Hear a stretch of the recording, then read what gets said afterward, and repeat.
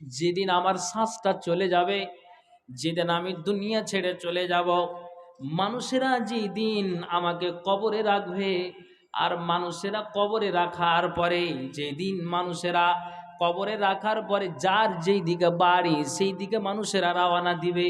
তো নবীজি বলছেন যে তোমরা কান খুলে শোনো, তোমাদের বলছি, ফাসা ইয়ারা ইখতিলাফান কাসীরা, তখন তোমরা মানুষের ভিতরে সামান্য জুজি জুজি মশলাগুলো নিয়ে, সামান্য ক্ষুদ্র ক্ষুদ্র মশলাগুলো নিয়ে, শরীয়তে সামান্য কথাগুলি নিয়ে মানুষের মধ্যে ঝামেলা সৃষ্টি হয়ে যাবে, তর্ক সৃষ্টি হয়ে যাবে। এই সামান্য কথাগুলি নিয়ে মানুষের ভিতরে মত হবে না, মতের বিনিময় হবে না, মতবিরোধ হয়ে যাবে। ভাষা এরা ইখতিলাফান কাসীরা, মানুষের ভিতরে তোমরা বিশাল তর্ক দেখতে পাবে। সামান্য জুজি মশলাগুলো নিয়ে, সামান্য কথাগুলো নিয়ে মানুষের মধ্যে তর্ক শুরু হয়ে যাবে। এটা কখন হবে? সাহাবীরা কান খুলে শোনো, যেই দিন মানুষেরা আমাকে কবরে রেখে আসবে তারপরে থেকেই এই সমস্যাগুলি শুরু হয়ে যাবে।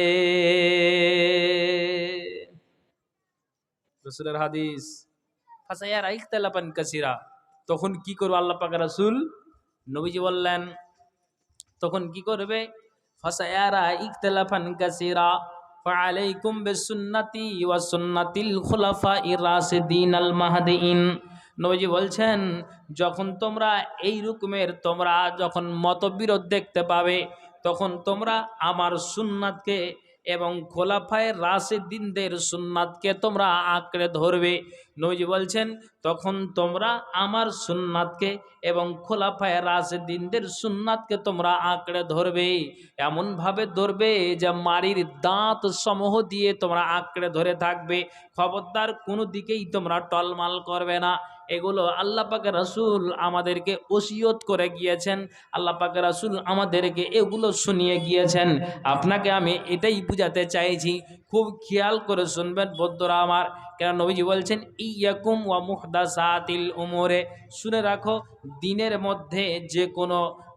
মধ্যে যে কোনো নতুন সৃষ্টি হলো বিদআত, আর প্রত্যেক বিদআত হলো ভ্রষ্টতা, আর প্রত্যেক ভ্রষ্টতার পরিণাম হলো জাহান্নাম। জি, আল্লাহ পাকের রাসূল এগুলো ওসিয়ত করে গিয়েছেন। এই যে শেষ জীবনের কথা, আগেই যে আপনাকে বলেছি যে ৬৩ বছরের ইতিহাস বলা ১.৫-২ ঘন্টা তো সম্ভব নয়। তাহলে শেষ জীবনের কথাগুলি সম্ভব, যদিও সম্পূর্ণটা না হয়, আর হওয়াটাও সম্ভব নয়, সময় লাগবে, দরকার আছে। তো আপনাকে শেষের কথাগুলি যে বলছি, তা আমি যতটুকু পারি এই সময়ের মধ্যে আপনাকে বুঝাতে।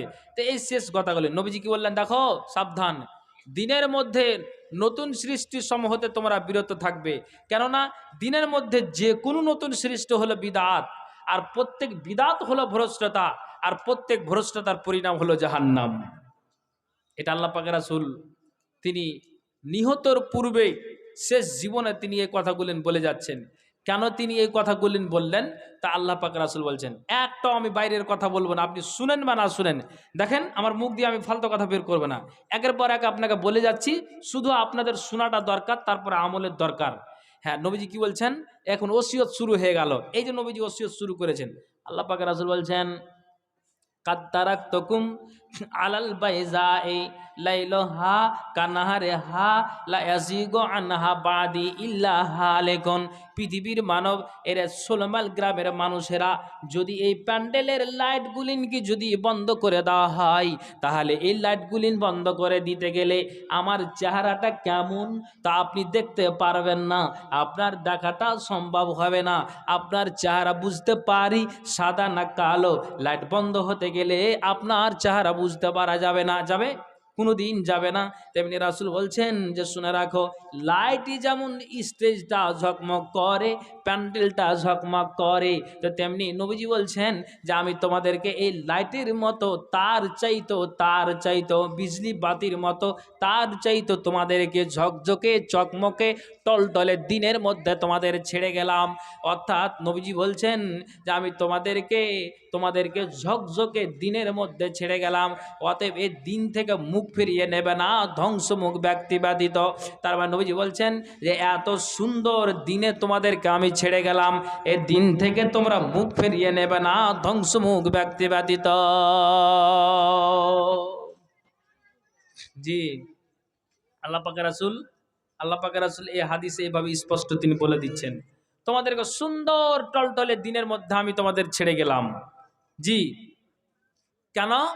তারপরেও যদি তোমাদের, এগুলো নবী ওসিয়ত করছেন কেন? আল্লাহর কোরআন বলছেন, আউযু বিল্লাহি মিনাশ শাইতানির রাজিম। আল্লাহর কোরআন বলছেন, তিলকা দারুল আখিরাতু নাজআলুহা লিল্লাযিনা লা ইউরিদুনা উলুআন ফিল আরদি ফাসাদাও ওয়াল আকিবাতু লিল মুত্তাকিন। আল্লাহ বলছেন, আল্লাহর গৃহ অর্থাৎ জান্নাতখানা প্রস্তুত করা হয়েছে বা প্রস্তুত করা আছে ওই সব ব্যক্তিদের জন্য যারা দুনিয়াতে উদ্ধত প্রকাশ করে না, যারা দুনিয়াতে বিশৃঙ্খলা কামনা করে না, যারা দুনিয়াতে ঝামেলা সৃষ্টি করে না, যারা দুনিয়াতে তর্ক বিতর্ক করে না, সমাজে দ্বন্দ্ব লাগাই না, বিশৃঙ্খলা লাগাই না। আল্লাহর কোরআন এটা জানালেন যে দুনিয়ার মানুষ তোমরা শোনো রে, যারা এই সমাজে দ্বন্দ্ব লাগাই, যারা বিশৃঙ্খলা লাগাই, তাদের কাছ থেকে জান্নাতটা চলে গিয়েছে, কপালটা পড়ে গিয়েছে। কাজে আল্লাহ বলছেন যে তোমাদেরকে আমি ওসিয়ত করে যাই। নবীজি এই কোরআনের আয়াতটা মরে যাওয়ার আগে তিনি পড়লেন, শুনে রাখো, তিলকাদ দারুল আখিরাত, এই আল্লাহর গৃহ অর্থাৎ জান্নাতখানা প্রস্তুত করা হয়েছে ওই সব ব্যক্তিদের জন্য যারা দুনিয়াতে বিশৃঙ্খলা কামনা করে না, যারা দুনিয়াতে উদ্ধত প্রকাশ করে না, আর শুভ পরিণাম হলো কেবল আল্লাহ ভীরুদের জন্যে। আচ্ছা, একটু কথা বলেন তো, আপনাদের কি বিরক্ত লাগছে? অসুবিধা হচ্ছে নাকি? একটু হ্যাঁ হু করবেন কিন্তু। হ্যাঁ, তাহলে এগুলো আল্লাহ পাকের রাসূল শেষ ওসিয়ত করে যাচ্ছেন। এই যে ওসিয়ত করতে করতে আমি কত দূর যে যেতে পারবো আজকে তো বলতে পারবো না, মানে সময়ে যতটুকু যেতে পারি। জি, তো এই শেষ কথাগুলি নবীজি বুঝিয়ে যাচ্ছেন, দেখো আমি মরে যাব, এগুলোকে খেয়াল রাখো, মাথায় রাখো। কেন? নবীজি বলে দিয়েছেন। কেনর মানে হলে এটাই যে আল্লাহ পাকের রাসূল বলছেন, দেখো তোমাদেরকে বলছি, নবীজি বলছেন, ইয়াকুম ওয়াল গুলওয়া ফিদ্দীনে ফা ইন্নামা আহলাকা মান কানা কাবলাকুমুল গুলওয়া ফিদ্দীন। নবী বলছেন, শুনে রাখো, ধর্মের ব্যাপারে তোমরা বাড়াবাড়ি করো না। দেখেন রাসূলের ওসিয়ত, মরে যাওয়ার আগে আল্লাহ পাক রাসূল বলছেন যে ধর্মের ব্যাপারে তোমরা বাড়াবাড়ি করো না। আর যদি করো তাহলে যেমন ধর্মকে নিয়ে বাড়াবাড়ি করেছে ফেরাউন, তো তাকে আল্লাহ নদীতে ডুবিয়ে মেরেছে, যেমন ধর্ম নিয়ে বাড়াবাড়ি করেছে নুহুর কম, আল্লাহ তাআলা তাদেরকে বন্যাতে মেরে দিয়েছে। যেমন ধর্মের ব্যাপারে কওমে আদ কওমে সামুদ বাড়াবাড়ি করেছে, আল্লাহ তাদেরকে হাওয়া চালিয়ে ধ্বংস করে দিয়েছে। ঠিক বলছি না ভুল বলছি? আপনাকে বলছি। তো আল্লাহ তাআলা রসুল বলছেন যে যেমন আমাদের পূর্বের মানুষেরা বাড়াবাড়ি করেছে, তো কাউকে হাওয়া চালিয়ে মেরে দিয়েছে, কাউকে বন্যাতে ডুবিয়ে মেরে দিয়েছে, যেমন ফেরাউনকে লোহিত সাগরে ডুবিয়ে মেরে দিয়েছে। কাজে আল্লাহ রসুল বলছেন যে তোমরা কান খুলে শোনো, ধর্মের ব্যাপারে তোমরা বাড়াবাড়ি করতে যেও না। আর যদি বাড়াবাড়ি করো তো যেমন পূর্বের মানুষেরা হালাক হয়েছে, ধ্বংস হয়েছে, তো তোমরা তেমনি ধ্বংস হয়ে যাবে। অতএব নবীজি বলছেন তোমাদের ওসিয়ত করে যায়, তোমরা এই দিনকে নিয়ে কোনো দিন বাড়াবাড়ি করো না। রাসূলের হাদিস, এই যে তিনি ওসিয়ত করছেন কেন? নবীজি বলে দিয়েছেন, এক এক করে স্পষ্ট হাদিস আপনাকে শুনাই। এই যে আমার দিকে খেয়াল করেন, নবীজি বলছেন, ওয়াল্লাযী নাফসু মুহাম্মাদিন বিয়াদিহি লা ইয়াসমাউ বি আহাদুন মিন হাযিহিল উম্মাতি ইয়াহুদিয়ুন ওয়ালা নাসরানিউন সুম্মা ইয়ামুতু ওয়া লাম ইউমিন বিল্লাযী উরসিলতু বিহি ইল্লা কানা মিন আসহাবিন নারে। নবীজি বলছেন, সেই মহান সত্তার কসম যার হাতে আমার জান, সে মহান সত্তার কসম যার হাতে আমার প্রাণ, সে মহান সত্তার কসম যার হাতে আমার আত্মা, আমি তার কসম খেয়ে বলছি, ইহুদি হোক বা নাসারা হোক, এ উম্মতের যে কেউ আমার আগমনের খবর শুনেছে এবং তারা মৃত্যুবরণ মৃত্যুবরণ করেছে, অথচ আমি যা নিয়ে প্রেরিত হয়েছি এর ওপরে ঈমান আনেনি। আল্লাহ পাক রাসূল বলছেন যে তারা অবশ্যই জাহান্নামে যাবে। আবার আপনাকে তর্জমাটা করি, নবীজি বলছেন ইহুদি হোক বা নাসারা হোক, এ উম্মতের যে কেউ আমার আগমনের খবর শুনেছে অতঃপর মৃত্যুবরণ করেছে, অথচ আমি যা নিয়ে প্রেরিত হয়েছি এর ওপরে ঈমান আনেনি, আল্লাহ পাক রাসূল বলছেন যে অবশ্যই তারা জাহান্নামে যাবে। উম্মাত হলো দুই প্রকার, একটা হলো উম্মাতুল ইজাবা আর একটা হলো উম্মাতুদ দাওয়া। উম্মাত হলো দুই প্রকার, একটা উম্মাতুল ইজাবা আর একটা হলো উম্মাতুদ দাওয়া। তো উম্মাতুল ইজাবা কাকে বলা হয়? যারা আল্লাহ রসুল যা বলে গিয়েছেন আর এই কথার ওপরে মানুষেরা অটল আছে, উম্মতেরা অটল আছে, যারা নবীর কথাই কোরআনের কথাতেই যারা অটল আছে, তো এরা হলো উম্মাতুল ইজাওয়া। আর যারা মানে না, যারা শুনে না, যারা অগ্রাহ্য করে চলে, পজিটিভ নয় তারা নেগেটিভ করে, তো আল্লাহর রসুল হাদিসে বলছেন যে দুনিয়ার মানুষেরা শুনে রে, এদেরকে বলা হয় উম্মাতুদ দাওয়া। তো যারা মানে তাদেরকে বলা হয় উম্মাতুল ইজাওয়া, আর যারা মানে না তাদেরকে বলা হয় উম্মাতুদ দাওয়া। রসুলের হাদিস এগুলো নবীজি মরে যাওয়ার আগে তিনি যেন এগুলো উম্মাদদেরকে ওসিয়ত করে যাচ্ছেন। যাই সাহাবীরা তোমরা কান খুলে শুনো, খুব খেয়াল করে শুনবেন। তো এই করতে করতে করতে করতে আপনার আইয়ামে তাশরিকের মধ্যবর্তী দিনে আপনার আল্লাহ রসুলের প্রতি একটা সূরা অবতীর্ণ হলো। আইয়ামে তাশরিকের মধ্যবর্তী দিনে 12ই জিলহজ্জে একটি সূরা অবতীর্ণ হলো। সূরাটার নাম কি? সূরাতুন নাসার। কি বললাম? সূরাতুন নাসার। কি সূরাটা? আউযু বিল্লাহি মিনাশ শাইতানির রাজিম। এই সূরাটা আইয়ামে তাশরিকের মধ্যবর্তী দিনে অর্থাৎ 12ই জিলহজ্জে মিনায় অবতীর্ণ হয়। আর এই সূরাটা যেমনই নবীজির ওপরে অবতীর্ণ হয়েছে, সূরাটা হলে এই ইদা জাআ নাসরুল্লাহি ওয়াল ফাতহু ওয়া রাআইতান নাসা ইয়াদখুলুনা ফি দীনিল্লাহি আফওয়াজা ফাসাব্বিহ বিহামদি রাব্বিকা ওয়াস্তাগফিরহু ইন্নাহু কানা তাওয়াবা। যখন এসে গেছে আল্লাহর সাহায্য অভিযায়ী, তখন যখন এসে গেছে আল্লাহর সাহায্য ও বিজয়, তখন তুমি দেখবে যে লোকেরা দলে দলে ইসলামের মধ্যে প্রবেশ করছে। তখন তুমি তোমার প্রতিপালকের প্রশংসা সহ পবিত্রতা বর্ণনা করবে, ওয়াস্তাগফিরহু তার কাছে ক্ষমা প্রার্থনা করবে, ইন্নাহু কানা তাওয়াবা নিশ্চয়ই তিনি সর্বাধিক তওবা কবুলকারী। আব্দুল্লাহ ইবনে আব্বাস বলেন এটি ছিল কোরআনের সর্বশেষ পূর্ণাঙ্গ সূরা। এই জন্য তিনি বলেন ইন্নামা হুয়া আজালু রাসূলিল্লাহি সাল্লাল্লাহু আলাইহি ওয়াসাল্লাম আলামাহু লাহু। এই সূরার মাধ্যমে আল্লাহ তার নবীর মৃত্যুর কথা জানিয়ে দিয়েছেন। এই জন্য এই সূরাটাকে সূরা তাওদি বা বিদায়ী সূরা বলা হয়।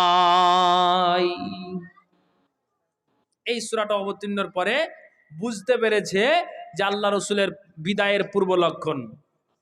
তো দেখেন আপনাদেরকে এবার বুঝাই। তো এই সূরাটা অবতীর্ণ হলো, তারপরে নবীজি যে বিদায়ের পূর্ব লক্ষণ, তো এই মূলত সূরা নসর অবতীর্ণ হয়ে যাওয়ার পরে মা আয়েশা বলছেন যে তিনাকে আমি দেখি, তিনি যখন উজু করেন আর উজু করার পরে আল্লাহ পাক রাসূল মসজিদে যাবেন, কিন্তু নবীজি সুন্নাতকে বেশি বাড়িতেই পড়তেন। ছোট্টতে 1 ক্লাসে পড়েছিলাম যে ঘরে সুন্নাত পড়া ভালো, এটা পড়েছিলাম। তো এটা হাদিসের এক কথা। নবীজি অধিকাংশ দিন বা বেশিরভাগ সুন্নাতগুলিকে আল্লাহ পাকের রাসূল বাড়িতেই পড়তেন, ঘরেই পড়তেন। অন্য হাদিসে এসেছে, ওরে মুসলমান বান্দারা তোমরা বাড়িটাকে গোরস্থান বানিয়ে নিও না, কেননা 7 জায়গাতে নামাজ পড়া যাবে না, তার মধ্যে একটা কবরস্থান। তো নবীজি এই জন্য বললেন যে যেমন যেমন কবরে নামাজ পড়াটা অসম্ভব বা যাই না, তো তেমনি তোমরাও বাড়িটাকে কবর বানিয়ে নিও না, বাড়িতে তোমরা নামাজটা আদায় করিও। তার মানে সুন্নাত নফলগুলেন বাড়িতে বেশি বেশি করে পড়িও। আর মাইকের আওয়াজ পাবে, মাইকের ধ্বনি যখন তোমার কানে আসবে, তখন তুমি আর বাড়িতে থাকিও না, আল্লাহর মসজিদে ফরজের জন্য তুমি চলে যাও। তা আল্লাহ পাকের রাসূল মা আয়েশা বলছেন যে তিনি জুত করে উজু করলেন, আর উজু করে মুসাল্লা তিনি আমার রুমে পেড়ে দিলেন, মুসাল্লাটাকে বিছিয়ে দিলেন। আর বিছিয়ে দেওয়ার পরে আল্লাহ পাকের রাসূল যেন তিনি নফল এবং সুন্নাতকে এই দোয়াগুলি আল্লাহ পাকের রাসূল পাঠ করতেন।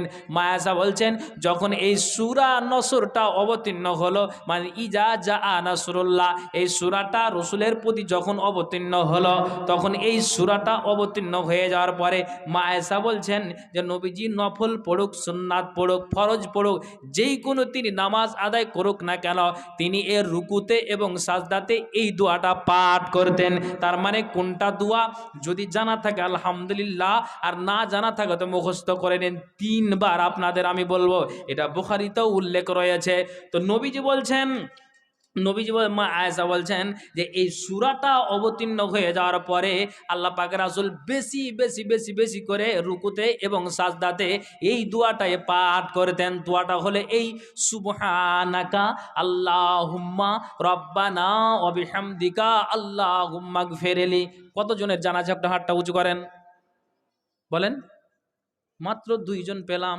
তাহলে একটু আমার সাথে পড়বেন কি বলেন তো? বলো না, সামনে দর্শকে আবার আপনাকে আমি পড়ে শোনাই, বলেন তো সুবহানাকা, পড়ুন। আল্লাহুম্মা রব্বানা ওয়া বিহামদিকা আল্লাহুম্মা গফিরলি। আবার আমার সাথে কি পড়বেন না? নেকি আছে, বলুন সুবহানাকা আল্লাহুম্মা রব্বানা ওয়া বিহামদিকা আল্লাহুম্মা গফিরলি। মহা পবিত্র তুমি হি আল্লাহ, আমাদের পালন কর্তা, তোমার জন্যই সকল প্রশংসা। আল্লাহ মাগফিরলি, হি আল্লাহ তুমি আমাকে ক্ষমা করো। তাহলে এখন আপনাকে কোনটা বুঝাই? যে মা আয়েশা বলছেন যখন এই সূরা নসরটা অবতীর্ণ হলো, তো আল্লাহ পাকের রাসূল রুকুতেই ও দোয়াটা পাঠ করতেন, সাজদাতেও পাঠ করতেন।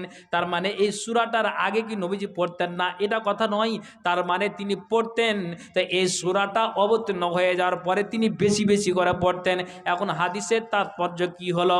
যে এই দোয়াটাকে যে আমি যদি রুকুতে পড়ি সেটাও ঠিক আছে, আর সাজদাতে পড়ি তো সেটাও ঠিক আছে, এতে কোনো বাধা নাই। কথা বুঝতে পেরেছেন? একটু হ্যাঁ না বলুন। অসুবিধা হচ্ছে নাকি? কোনো অসুবিধা নাই।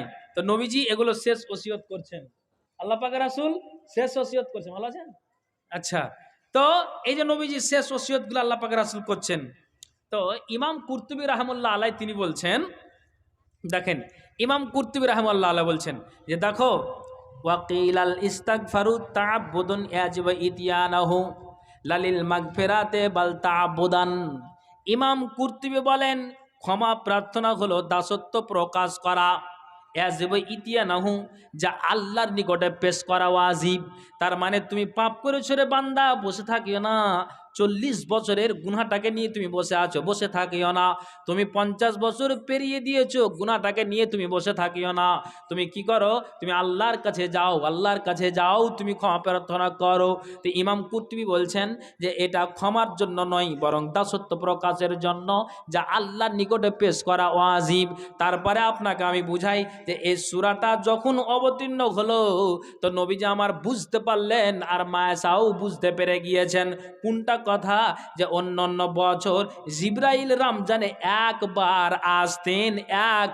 আসতেন, মানে অন্যান্য বছর জিবরাইল আল্লাহ পাকের রাসূলের কাছে একবার আসতেন, আর একবার আসার পরে তিনি আলিফ লাম মিম, তার মানে সূরাতুল ফাতিহা দিয়ে শুরু করতেন, আর মিনাল জিন্নাত ওয়ান নাস পর্যন্ত তিনি প্রতিদিন এসে আল্লাহ রসুলকে কোরআনটা শিক্ষা দিতেন রমজানে। কিন্তু নবীজি বলছেন 10ম হিজরির রমজানে আমার কাছে জিবরাইল 2 বার আসলেন, আর 2 বার আসার পরে আমাকে এই কোরআনটা 2 বার আমাকে শিখালেন, 2 বার আমাকে পড়ালেন। আল্লাহ পাক রাসূল বলছেন 10ম হিজরির রমজানে তিনি 2 বার আসলেন। তারপরে আল্লাহ পাক রাসূল বলছেন বিদায় হজ্জের ভাষণের শুরুতেই নবীজি বলছেন, ওরে দুনিয়ার মানুষেরা, ওরে সাহাবীরা, তোমরা কান খুলে শোনো, আমি তোমাদেরকে ওসিয়ত করে যাই, তোমরা কান খুলে শোনো। আমি মরে যাব, হয়তো আর বাঁচবো না রে, আমি তোমাদেরকে শেষ কথাটা বলে যাই।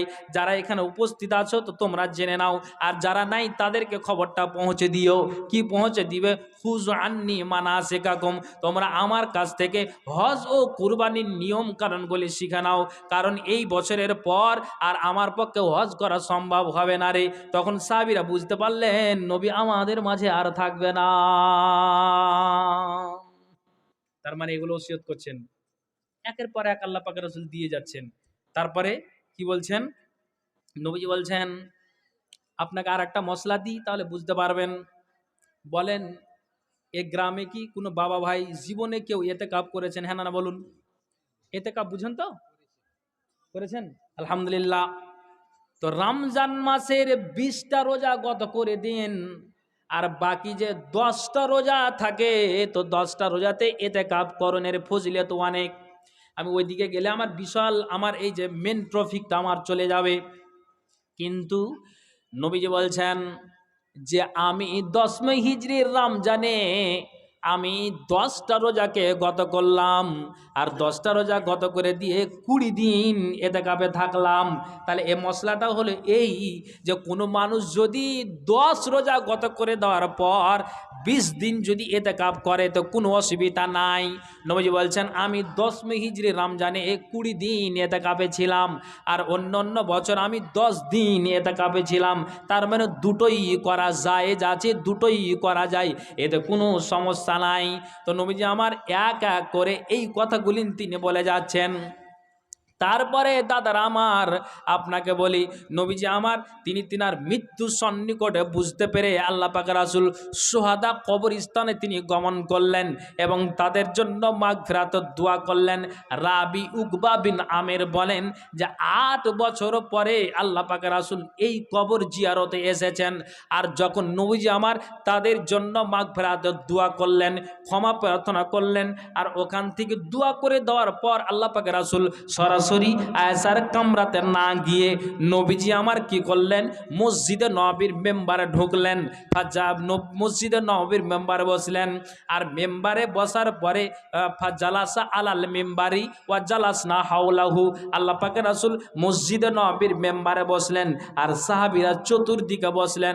আর বসার পরে যেমন আমি আপনাদেরকে ভাষণ দিচ্ছি, আপনারা আমার দিকে চেয়ে আছেন, মাওলানা এরপর কি বলবেন, তারপর কি বলবেন, তারপর কি বলবেন, তারপর কি বলবেন, তারপর কি বলবেন, তেমনি নবীজি মেম্বারে বসে আছেন আর সাহাবীরা নবীর দিকে চেয়ে আছেন।